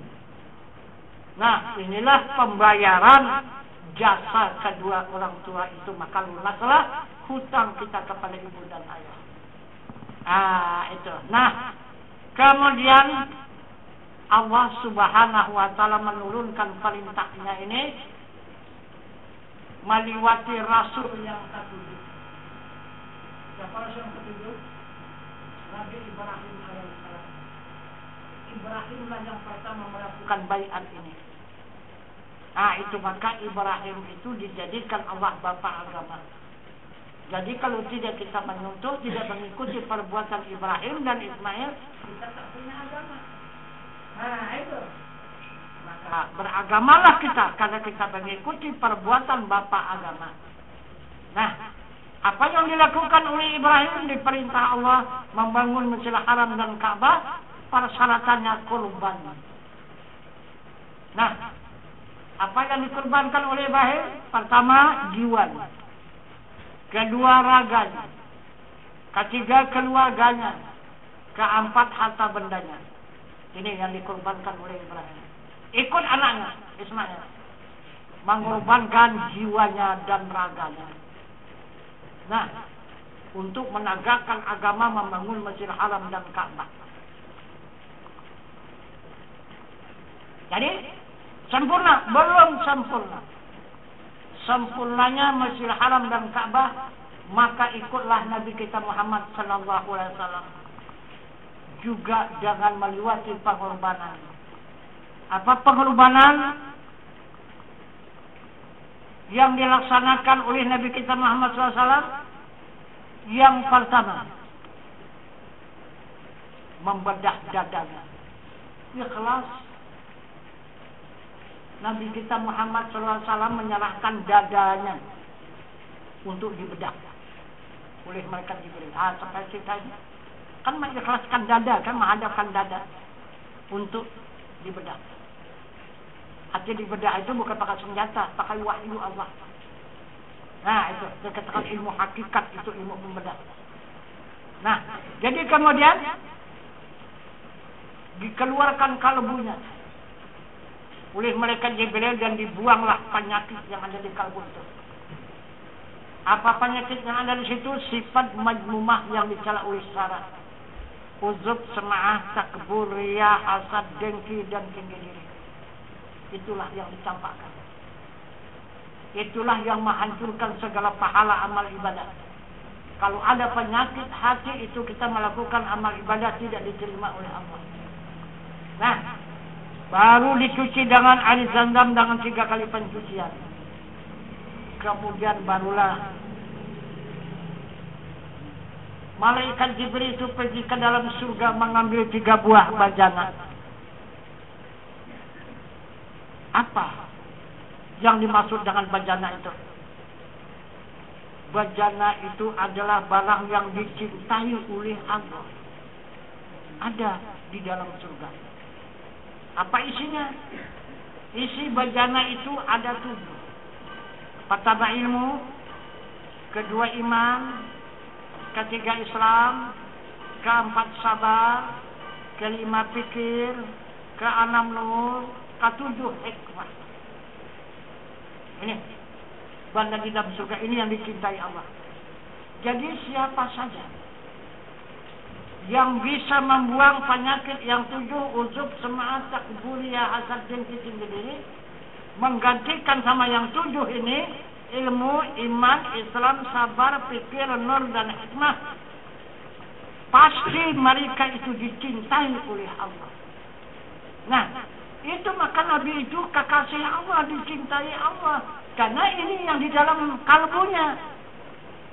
Nah, itu ini yang di dalam kalbunya. Jadi siapa saja Rasul itu contoh tauladan yang baik, uswatun hasanah. Jadi siapa saja yang bisa menyontoh perbuatan Muhammad Rasulullah itu, memasukkan 3 buah bejana ke dalam kalbu, pasti mereka dicintai oleh Allah. Nah, tidak akan tersirit ke neraka. Ini maksudnya. Nah, jadi kemudian sesudah dimasukkan 3 buah bejana ke dalam kalbu Nabi, baru dicap dengan khataman nubuwah. Nah, itu. Maka penuhlah dada Nabi itu dengan 3 buah bejana, dan sunyilah dan bersihlah daripada sifat yang 7.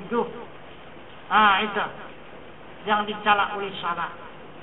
Maka baru diperjalankan Muhammad itu oleh malaikat Jibril dari Mekah sampai ke Baitul Muqaddas. Baru lagi dinaikkan ke langit 7 lapis langit. Kemudian baru lagi dijalankan melewati alam nur 70.000 lapis. Baru menghadap kepada zat Allah Subhanahu wa taala yang Maha Tinggi. Menghadap kepada zat Allah, maka Muhammad menerima 4 pemberian dari zat. Pertama, salat 50 waktu sehari semalam. Kedua, suratul Fatihah. Ketiga, panji-panji mensepaatkan umat. Dan keempat, hijrah. Nah, turun Muhammad membawa pemberian ini untuk disampaikan kepada umat. Masuk ke dalam Masjidil Haram. Barulah sempurna Masjidil Haram dan Ka'bah itu untuk menegakkan agama Allah di muka bumi. Jadi agama Allah ditegakkan oleh 3 orang rasul. Itulah kenyataannya sekarang Masjidil Haram dan Ka'bah. Itu 3 orang rasul yang bangun. Ibrahim, Ismail, dan Nabi kita Muhammad sallallahu alaihi wasallam baru sempurna. Nah, itu. Kemudian Allah Subhanahu wa taala mengatakan kepada kita hamba. Apa kata Allah yang dilakukan oleh 3 orang rasul ini? Laqad qala lakum fi rasulillahi uswatun hasanah. Telah ada atas diri Rasul suri tauladan yang baik bagi kamu. Inilah yang baik kata Allah. Nah, baiknya baik daripada segala amal dan baik daripada segala ibadah. Inilah yang terbaik. Ini yang teratas. Nah, itu apabila 3 kita ikut perbuatan Ibrahim dan Ismail dan Nabi kita Muhammad SAW membangun agama, maka tidak ada yang baik amal ibadah terhadap kepada Allah Subhanahu wa taala. Kalau mau baik amal ibadah, meliwati yang dikerjakan oleh 3 orang rasul ini. Nah, kemudian kata Rasulullah, kata Allah, barang siapa yang ikhlas mengikuti contoh tauladan yang dikerjakan oleh Ibrahim dan Ismail dan Nabi kita Muhammad sallallahu alaihi wasallam.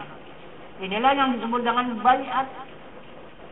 Maka Allah akan memberikan 6 perkara. Nah, itu yang perlu diingat, itu 6 perkara akan diberikan Allah. Itu janji Allah. Pertama, agama. Nah, itu Allah akan mempertunjukkan dirinya. Kedua, baitullah. Allah akan memberikan rumahnya. Di mana nanti rumah Allah akan dibangunnya?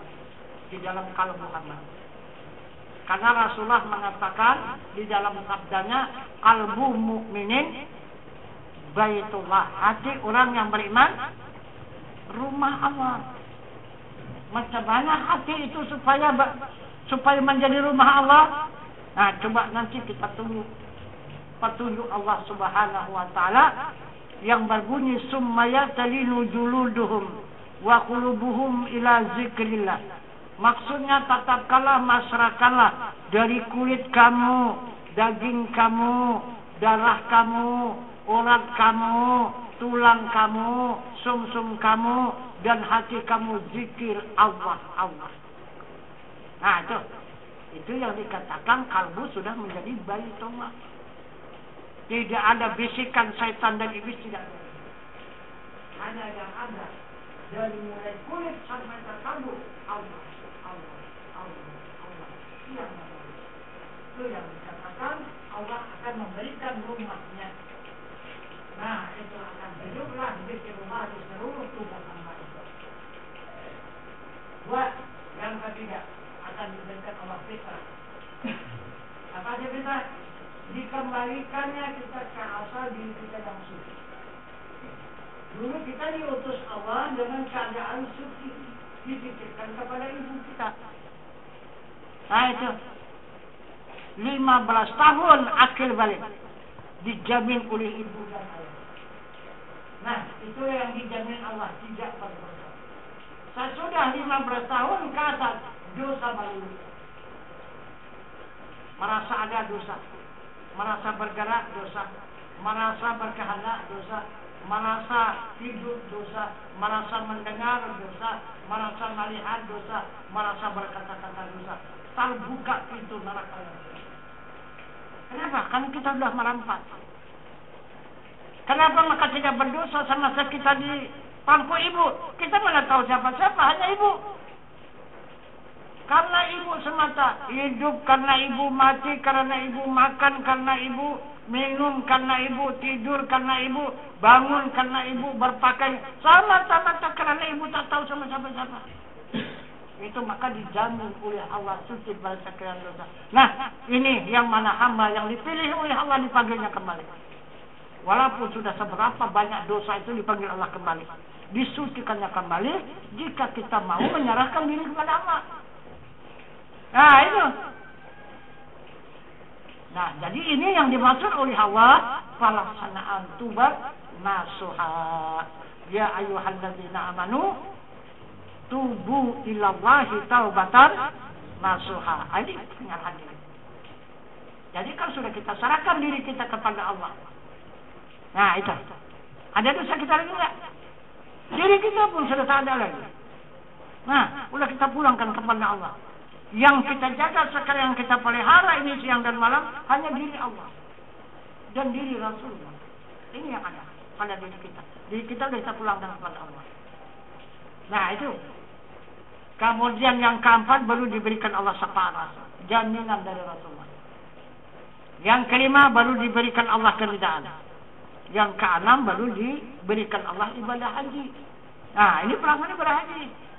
Berapa puluh juta? Hah? Berapa puluh juta kalau haji sekarang? Hampir 30 ya. Belum pasti dihajikan Allah. Bayar pun 25 juta sekarang belum pasti. Belum pasti kita dihajikan Allah. Ayo. Kalau tidak tahu dengan Baitullah macam mana mau haji? Nah, cuma hanya teknik saja ke Mekah. Nah, ke negeri Arab sana. Lancau. Bukan hanya haji ini kita menghadap Baitullah. Nah, dan menghadap kepada zat Allah. Itu wukuf di Arafah. Itu haji. Ada. Maka puncak ibadah haji menghadap kepada zat Allah. Itulah wukuf di Arafah. Jadi di sini tadi sudah sampai kepada zat Allah. Ada. Kita sudah wukuf tadi. Mana dia? Aduh, coba lihat yang hidup tadi sama. Itulah zat Allah yang maha suci, yang mendatangkan kenikmatan. Dari situlah sumber kenikmatan yang kita terima siang dan malam. Nah, baik di dunia ataupun nanti kembali kita ke akhirat, tidak keluar dari nikmat. Nah, itu ini hukum, ini haji. Nah, jadi inilah 6 perkara yang dijanjikan oleh Allah Subhanahu wa taala bagi orang yang ikhlas menyerahkan dirinya. Nah, jadi kita apakan, kita singkatkan jalan. Di dunia ini ada contoh. Orang yang berbaiat ini di dalam agama, kalau di negara kita ini orang yang dilantik. Nah, jadi coba lihat orang-orang yang dilantik itu orang apa namanya?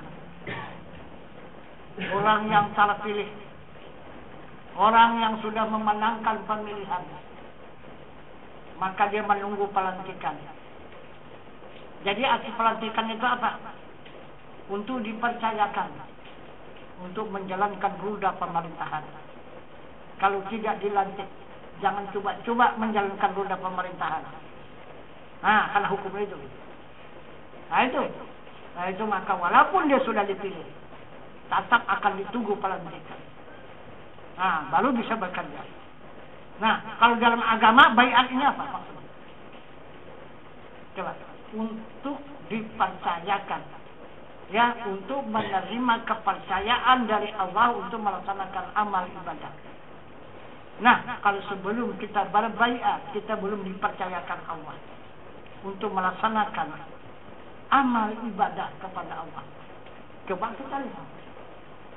Nah, itu adakah Allah memerintahkan dalam Al-Quran, ya ayuhan nas wa aqimis salat, ya ayuhan nas kutiba alaikumus syiyam, ada? Tidak ada. Semua ya ayyuhalladzina amanu wa aqimis salat. Itu. Ya ayyuhalladzina amanu kutiba alaikumus syiyam. Ya ayyuhalladzina amanu wa atuz zakat. Semuanya berdasarkan ya ayyuhalladzina amanu, wahai orang yang beriman. Kalau sebelum kita menyerahkan diri kepada Allah, dari mana datang iman? Kenal pun tidak, tahu pun tidak dengan Allah, cuma hanya menyebut namanya saja Allah, tapi kita tak tahu siapa Allah. Itu. Nah, jadi inilah dulu keterangan singkat mengenai baiat ini. Maka akan kita laksanakan acara baiatnya. Pertama, sebelum kita menyerahkan diri kita kepada Allah dan Rasul, kita ucapkan istighfar 3 kali berturut-turut. Kita di dalam ucapan istighfar itu mohon kepada Allah dalam hati kita, minta disucikan sekalian dosa. Ini pertama. Yang kedua, ucapan 2 kalimat syahadat, kita bermohon kepada Allah, minta keridhaannya. 2 ya. Yang ketiga, kita mengucapkan tuhan nasihat. Yang keempat, kita minta ijazah. Bukan saja di dunia kita punya ijazah, di akhirat juga punya ijazah. Ijazah jalan kesempurnaan dunia dan kesempurnaan akhirat. Nah, kemudian baru kita menyerahkan diri kita kepada Allah dan Rasul. Sesudah kita serahkan diri kita kepada Allah dan Rasul, baru kita minta diakui anak. Kenapa maka jadi anak kembali? Itu. Kenapa? Karena kita sudah menjadi bapak anak sudahnya. Kenapa maka menjadi anak kembali? Bukan anak ibu dan ayah lagi, menjadi anak Rasulullah. Nah, itu. Karena sudah kita serahkan diri kita kepada Allah, kita pulangkan diri kita kepada Allah, karena asal diri kita daripada Allah, maka Allah menerimanya, maka disucilah diri kita dari segala dosa, baru diserahkannya kepada Rasul untuk mengasuhnya. Sesuai dengan sabda Rasul, "Utlubul ilma minal mahdi ilal lahdi." Tuntut ilmu dari buayan hingga kalian lahir. Nah, sampai ke hadrat Allah dan kejaminan Rasul. Rasullah yang mengasuh kita. Berapa orang? 3 orang Rasul. Nanti yang akan mengasuh diri kita itu 3 orang Rasul. Siapa dia? Pertama Nabi Adam, untuk mengasuh badan jasmani kita. Ini Adam punya. Kedua, Nabi kita Muhammad sallallahu alaihi wasallam untuk mengasuh ruhani kita. Karena Muhammad itu bapak sekalian. Abu Ruha Muhammadin sallallahu alaihi wasallam, bapak sekalian ruh Muhammad sallallahu alaihi wasallam. Kemudian yang ketiga adalah jiwa kita, nurani kita. Siapa yang mengasuh? Ibrahim alaihissalam. Nah, karena Ibrahim bapak agama. Nah, jadi 3 orang inilah bapak kita. Adam, Nabi kita Muhammad SAW, dan Nabi Ibrahim alaihissalam. Baru diakui oleh Allah diri kita ini. Mana pengakuan Allah? Ya ayyuhalladzina amanu khulul misilmi kafah Wahai orang yang beriman, masukkan diri kamu ke dalam Islam secara menyeluruh. Badan jasmani kita Islam diselamatkan oleh Nabi Adam alaihissalam. Rohani kita selamat Islam karena diasuh dan dipimpin oleh Nabi kita Muhammad SAW. Dan jiwa kita pun Islam, selamat kembali kepada Allah karena dipimpin oleh Ibrahim alaihissalam. Nah, selamatlah diri kita otomatis. Kan orang tua kita. Nah, selamatlah dia. Ini baru kita bisa melakukan. Nah, itu. Nah, jadi marilah kita laksanakan acara baiat. Sudah baiatnya kita bersambung sedikit nanti, yaitu dari Rasul. Ya, ini dari Allah ini ya. Allah akan memberikan alam perkara itu dari mulai agama sampai ibadah haji. Kemudian Rasul dia memberikan tiang agama. Nah itu. Jadi kita